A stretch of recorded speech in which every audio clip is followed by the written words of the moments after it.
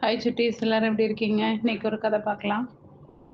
ஒருவன் தன் தொழிலை இழந்தான், உறவுகளை இழந்தான், ஆன்மீகத்தை இழந்தான், தன்னம்பிக்கையை இழந்தான். இறுதியில் தன் வாழ்வையே முடித்துக் கொள்ளலான்னு முடிவெடுத்தான்.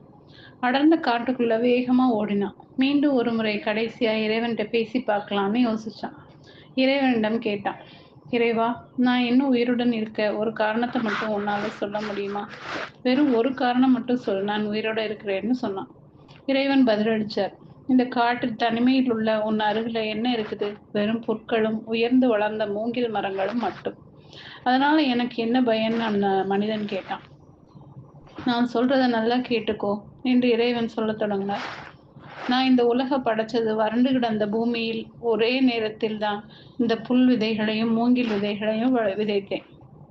முதல் வருடத்தில் புல் விதைகள் முளைத்து பூமியெல்லாம் பரவி வறண்டு கிடந்த இந்த பூமியை பச்சை பசேல்னு மாத்திருச்சு. ஆனா மூங்கில் விதைகளோ முளைக்கவே இல்லை. அவை முளைப்பதற்கான எந்த அறிகுறியும் இருக்கவில்லை. 2வது வருடமும் பார்த்தேன். புற்கள் இன்னும் வளர்ந்து பெருகி இருந்துச்சு. ஆனா மூங்கில் விதைகள் அப்படியே இருந்தது. 3வது வருடம் பார்த்த போதும் நிலைமை இதுதான். 4வது வருடமும் இதே நிலைமைதான். ஆனா 5வது வருஷம் பார்த்தபோது ஒரு மூங்கில் விதை மட்டும் முளை விட்டு இருந்துச்சு. அந்த நேரம் புற்களுடன் ஒப்பிடும்போது அது மிகவும் ஒரு சிறிய செடியாக தான் இருந்துச்சு. 6வது வருஷம் பார்க்குறேன், 100 அடிகளுக்கு மேல் வளர்ந்த மூங்கில் மரங்கள் பூமி எங்கும் வளர்ந்திருந்துச்சு. புற்களை விட பல மடங்கு உயரமாக அது வளர்ந்திருந்துச்சு. 5 வருடங்களாக மூங்கில் விதைகள் ஏன் காத்திருந்தன? அவை எந்த காலநிலையையும் சகித்து வாழும் ஆற்றலை 5 வருடமா கற்றுக்கொண்டது. மிக உயரமாக வளர தம் வேர்களை பலப்படுத்தி கொண்டுள்ளது.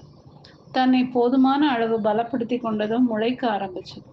இப்போது எந்த ஒரு பருவநிலை மாற்றத்தையும் தாங்கும் சக்தி அவற்றுக்கு உண்டு. நான் எனது படைப்புகளுக்கு அவற்றால் தாங்க இயலாத எந்த சவாலையும் கொடுக்கறதில்லை. நீயும் அப்படிதான். என்னை பொறுத்தவரையில் நீ இன்னும் முளைக்க ஆரம்பிக்கவே இல்லை. இப்போதுதான் நீ வாழ்வில் ஏற்படும் சிக்கல்களை அறிஞ்சுக்கிற. அவை உன் வாழ்வில் ஏற்படுத்தும் சவால்களை பற்றியும் கற்றுக்கொள்கிற. நீ இப்போதுதான் உன் வேர்களை பலப்படுத்தி கொண்டிருக்கிற. அதனாலதான் உன் வாழ்வையே முடித்துக்கொள்ள முடிவெடுக்கும் அளவுக்கு துணிச்சல் உனக்கு வந்தது. நான் இந்த உலகை படைத்தது வறண்டு கிடந்த பூமியில் ஒரே நேரத்தில் தான் புல் விதைகளையும் மூங்கில் விதைகளையும் விதைச்சேன். நீ துணிச்சலா முடிவெடுக்க வேண்டியது உன் வாழ்க்கையை முடித்துக் கொள்வதற்காக அல்ல. என்ன பிரச்சனை வந்தாலும், எந்த சவால்களுக்கும் முகம் கொடுக்க நேரிட்டாலும் உன் வாழ்வை விட்டு கொடுக்காம வாழ்ந்து காட்டுவேன் என்று நீ துணிச்சலா முடிவெடுக்கணும். மூங்கில் மரங்களுக்கோ புற்கள் போல் ஒரு வருடத்தில் முளைத்து பெருக முடியவில்லை.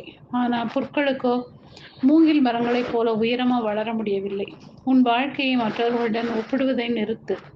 உனது வாழ்க்கை பயணம் வேறு, அவர்களின் வாழ்க்கை பயணம் வேறு.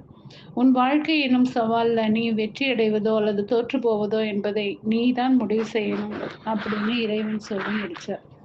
ஓகே சுட்டீஸ், இந்த கதை பிடிச்சிருந்தா லைக் பண்ணுங்க, சப்ஸ்கிரைப் பண்ணுங்க, ஃப்ரெண்ட்ஸ் அண்ட் ஃபேமிலிக்கு ஷேர் பண்ணுங்க. கூடவே இந்த பெல் ஐக்கானையும் கிளிக் பண்ண மறக்காதீங்க. பாய்.